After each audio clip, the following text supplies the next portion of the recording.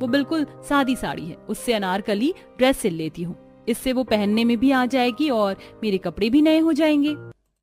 शगुन को सिलाई का शौक था और उसे अच्छे से सिलाई करनी भी आती थी, जिसकी वजह से उसने आसानी से साड़ी से अपने लिए अनारकली ड्रेस सिल लिया।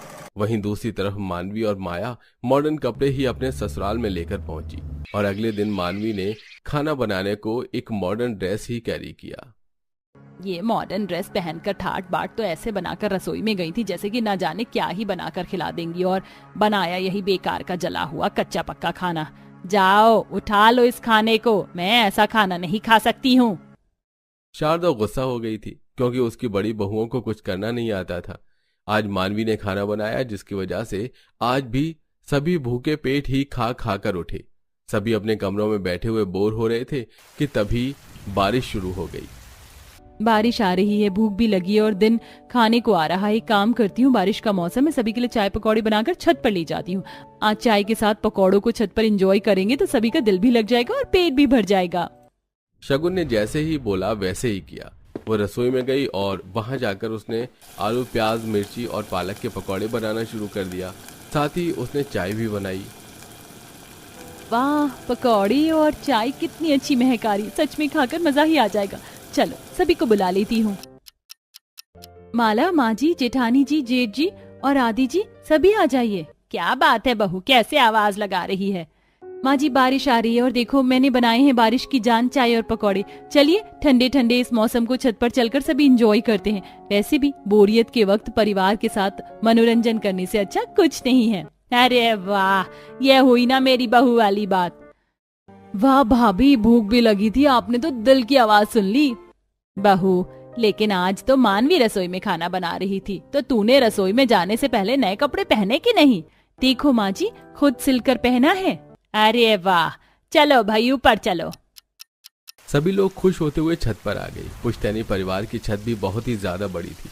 छत पर एक जगह ऐसी बनी हुई थी जहां से बरसात का मजा लिया जा सके। एक छोटी सी छत का खुला हुआ हिस्सा था जिसमें सभी जाकर बैठ गए और बारिश में चाय पकौड़े एंजॉय करने लगे। मेरे आदि की पत्नी में तो कोई कमी नहीं है और मेरी उम्मीदों से आगे ही है शगुन। लेकिन मानवी और माया को नहीं पता कि ससुराल और उसकी रसोई को कैसे संभाला जाता है। खैर माँ जी, आप तो हमसे चुल ही रहती हैं। बहू, मुझसे जुबान न चलाना। और हाँ, एक बात और, तुम दोनों कान खोलकर सुन लो। अभी तक मुझे मौका नहीं लग रहा था, लेकिन अब मैं और देरी नहीं करूंगी। अब से एक हफ्ते बाद तुम तीनों का बहु भोज करवाऊंगी, जिसमें तुम्हारे लिए ये चुनौती रहेगी कि खाना तुम तीनों को खुद ही बनाना है।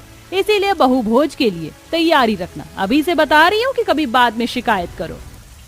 शारदा ने एक हफ्ते पहले ही तीनों बहुओं को बहु भोज की जानकारी दे दी। मानवी और माया खुद से खाना बनाने को सुनकर टेंशन में आ गई और इससे भी ज्यादा टेंशन उन्हें अपने कपड़ों की थी। बारिश में पूरा परिवार चाय पकौड़े एंजॉय करके नीचे आता है, जहां बहु भोज के लिए कपड़े और ज्वेलरी कब लेने चलना है मानवी भाभी? जब तुम कहो। ये दोनों तो अपनी तैयारी खुद कर लेंगी। मेरा इनके साथ मिलने को सोचना भी बेकार है। पीछे हट जा शगुन, मैं तो ऐसे ही घर में ही अपने लिए कपड़े सिल लूंगी। शगुन ने जैसे सोचा था वैसे ही किया। उसने घर में ही अपनी बहु भोज की ड्रेस बनाना शुरू कर दिया। तो वहीं मानवी और माया ने खूब पैसे उठाकर मॉडर्न ड्रेसेस खरीदी और काफी महंगी महंगी सी वो तैयारी करने लगी। देखते ही देखते एक हफ्ता का फासला भी गुजर गया और वो दिन भी आया जब पुश्तैनी परिवार में बहु भोज रखा गया। सभी मेहमानों और पड़ोसियों के पुश्तैनी हवेली के दरवाजे खोल दिए गए और शारदा के घर में लोगों की रौनक हो गई। बस अब मेरी बहुएं भी तैयार होकर आती ही होंगी। एक बार मेरी तीनों बहुएं तैयार होकर कुछ देर को नीचे आकर बैठ जाएं, उसके बाद उन्हें जल्दी से खाना बनाने को भी तो भेजना है। पता नहीं इतनी देर क्यों लगा रही हैं तीनों। अरे देखो, शारदा जी की पहली बहू तो आ गई। अरे हाँ, आ गई। ये क्या बनकर आ रही है? जैसे अंग्रेजी फिल्म की कोई जासूस हो। अच्छा, तो बाहर से पुश्तैनी खानदान जो इतना तमीजदार दिखाई देता है, अंदर से उसकी बहुएं ऐसे आधे अधूरे कपड़ों में अपना वक्त गुजारती हैं। सभी लोग ऐसे ही बातें बनाने लगे। शारदा भी उनकी बातें सुन रही थी। मानवी सबसे पहले नीचे आई, जिसने एक वन पीस गाउन सा पहना हुआ था। ना उसमें स्लीव्स फुल थी और ना ही वो पूरी तरह बॉडी को कवर कर रहा था। मानवी के इस लुक ने शारदा की भी बेइज्जती शुरू करवा दी। अभी लोग मानवी पर ही बातें बना रहे थे कि पीछे से माया भी आ गई। मानवी भाभी रुको, साथ साथ ही चलेंगे। माया पीछे से टॉप स्कर्ट पहनकर आ रही थी। वाह शारदा जी, तुम्हारी तो बहुओं ने तुम्हारी सारी झूठी शान के भांडे फोड़ दिए। कपड़ों पर क्यों जाती हो बहना? अभी मेरी बहुएं तुम्हें खाना भी बनाकर खिलाएंगी, उसके बाद तुम जज करना कि मेरी बहुएं कैसी हैं। यूं इस तरह पहनावे पर ना जाओ। कपड़ों ने ही जाहिर कर दिया है कि कैसी होंगी, अब और क्या दिखाओगी? सभी ऐसे ही बातें बनाने लगे। शारदा को भी मानवी और माया पर गुस्सा आ रहा था, लेकिन सभी के बीच में वो उन दोनों से कुछ नहीं बोली। कुछ ही देर बाद पुश्तैनी से ही लिबास में शगुन तैयार होकर आई, जिसको देखकर सारी औरतों के होश ही उड़ गए। देखो, ये है वो बहू जिसको शारदा जी खुद पसंद करके लाई हैं। सुंदर है ना? रंग रूप तो इसका ज्यादा खिला हुआ नहीं है, लेकिन खानदान के हिसाब से इसे समझ है कि कैसे रहना है। पहले वाली दोनों ने तो बेइज्जती करवा डाली, लेकिन ये कुछ सही सी लग रही है। सभी को शगुन का लुक देखकर अच्छा लग गया। सभी ऐसे ही आपस में बातें कर रहे थे। जब तीनों बहुएं नीचे आ गईं, तब शारदा ने बहुओं से बोला, जाओ बहुओं, तुम जाकर बहु भोज के लिए रसोई में खाना बना लो, और हाँ, याद रहे खाना ऐसा बने कि मेरी छाती गर्व से चौड़ी हो जाए। शारदा की बात सुनकर तीनों बहुएं रसोई में आ गईं और देखिए दीदी, मैं जानती हूँ कि आप दोनों ही मुझे नापसंद करती हो, लेकिन आज बस परिवार की नहीं, आपकी भी इज्जत का सवाल है। अगर खाना बनाने में कुछ समझ ना आए तो आप मुझसे पूछ लेना। तुम ज्यादा बड़ी वाली मास्टर शेफ हो क्या? हमें तुम्हारी जरूरत नहीं है, हम बना लेंगे। माया और मानवी ने शगुन की मदद के लिए साफ मना कर दिया। बस फिर क्या था, तीनों बहू अपना अपना खाना बनाने लगी। लेकिन ये आप क्या कर रही हो मानवी भाभी? रुकिए रुकिए, ऐसे नहीं। अगर आप तेल में ये पानी वाली सब्जी डालोगी तो पूरा पानी उड़ जाएगा, और उड़कर वो आपके ऊपर भी आ सकता है। इसलिए पहले तेल को थोड़ा ठंडा होने दो, उसके बाद ये डलेगा। माया भाभी, आपने जो सब्जी पकने को रखी है उसमें इतनी हल्दी नहीं डलेगी, इससे तो सारी सब्जियों का रंग ही खराब हो जाएगा। थोड़ी सी कम हल्दी डालो, तब देखना कि कितना अच्छा रंग आएगा। हटिए, मैं आपकी मदद करती हूँ। शगुन से दोनों जिठानी बैर रखती थी, इसलिए फिर भी शगुन ने उन दोनों की मदद की। शगुन ने ऐसे ही सारा खाना खुद से बनाया, और जब कुछ देर के बाद सभी मेहमानों ने खाना खाया तो वे सभी उसके स्वाद के दीवाने हो गए। अरे वाह, पूरी एकदम नर्म है, सब्जियों में भी नमक मिर्च और रंगत सब कुछ परफेक्ट है, और ये मीठा भी लाजवाब है। कुछ भी कहो, शारदा की बहुओं ने खाना तो लाजवाब बनाया है। अरे मैं तो अपने हाथ ही नहीं रोक पा रही हूँ, इस खाने से सच में बहुत ही अच्छा है। जितनी मर्जी उतना खाना खाइएगा, मेरी बहू ने बनाया है। वैसे खाने का स्वाद ही बता रहा होगा कि बहुएं कैसी मिली है मुझे, क्यों है ना? पहनावे पर जाकर किसी को जज कर देना समझदारी नहीं होती है, इंसान को परखना जरूरी है।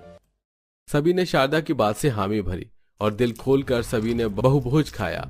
खाना खाने के बाद मेहमान तारीफ करते हुए शारदा के घर से चले गए। शारदा का सीना चौड़ा हो चुका था। मेहमानों के जाते ही शारदा ने खुशी से अपनी बहुओं को अपने पास बुलाया और वाह मानवी माया, तुम दोनों ने तो आज कमाल ही कर दिया। शगुन तो खाना अच्छा बनाती ही है, लेकिन तुम दोनों भी आज झंडे गाड़ दोगी, इस बात का तो मुझे अंदाजा ही नहीं था। आज तुम दोनों को मेरा कुछ अच्छा सा इनाम देने का दिल कर रहा है। बोलो तुम्हें क्या चाहिए?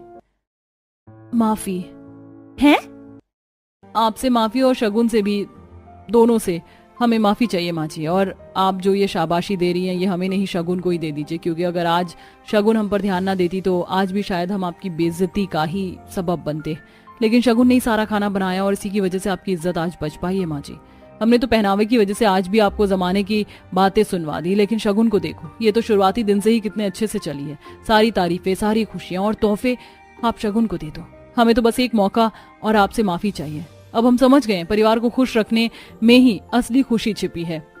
सही कहा। और शगुन, माफ करना, हमने हमेशा तुम्हें अपने से अलग समझा, अपने से अलग रखा भी, लेकिन आज तुमने अपने आप हमारे सामने साबित कर दिया कि हम दोनों शर्मिंदा हैं। हो सके तो हमें भी अपनी ही तरह खाना बनाना और पहनावा सिखा दो, और हम दोनों को माफ कर दो। मैं आप दोनों से नाराज नहीं हूँ, बल्कि मुझे तो खुशी है कि आपने मुझे भी अपनाया। ऐसी माफी ना मांगिए, और अगर आपको मेरे जैसे खाना वगैरह बनाना और पहनावा सीखना है तो मैं जरूर सिखाऊंगी। अब आप दोनों ऐसी माफी मांगकर मुझे शर्मिंदा ना कीजिए। शगुन ने ऐसे बोलकर बात को खत्म कर दिया। बस फिर क्या था, अब सब कुछ ठीक हो चुका था। माया और मानवी को एहसास हो चुका था कि वो दोनों परिवार से अलग दिशा में जाकर गलती कर रही हैं, जिसकी वजह से उन दोनों ने अपना रुख अपने परिवार के तौर तरीकों की तरफ वो मोड़ा। अब मानवी और माया भी अपने पुश्तैनी परिवार के तौर तरीकों को निभाते हुए रहती थी, और शगुन से रसोई में काफी कुछ सीख भी रही थी। वहीं शगुन भी अब मानवी और माया से थोड़ा बाहरी दुनिया के तौर तरीकों को सीख रही थी, और अब सभी मिलजुल कर खुशी खुशी रहते थे।